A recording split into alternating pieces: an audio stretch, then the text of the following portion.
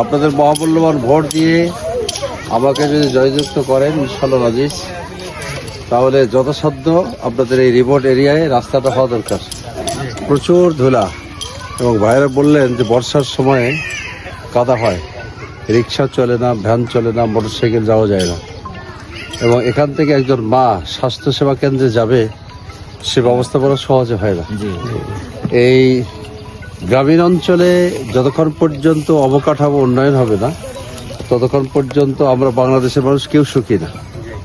আমরা গ্রামীণ অবকাঠামোকে উন্নয়ন করার জন্য যে দৃঢ় প্রত্যয় ব্যক্ত করছি, সর্ব সেক্টর থেকে দুর্নীতিমুক্ত বাংলাদেশ গড়া হলে ইনশাআল্লাহ 54 বছরে যা হয় নাই আগামী 5 বছরে সে উন্নয়ন হবে ইনশাআল্লাহ।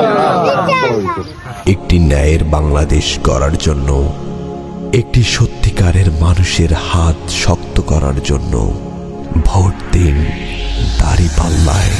যাচ্ছে মানুষ, ভাঙছে বাঁধ, কাটে আধার রে, সামনে ওড়ে বিজয় নিশান দাঁড়িপাল্লার বাংলাদেশ। ইনশাআল্লাহ ইনশাআল্লাহ করব মোরা দেশ, আগামী দিন ইনশাআল্লাহ দাঁড়িপাল্লার বাংলাদেশ। জোয়ার দেখে কাঁপছে ওরা, করছে পিছে ষড়যন্ত্র।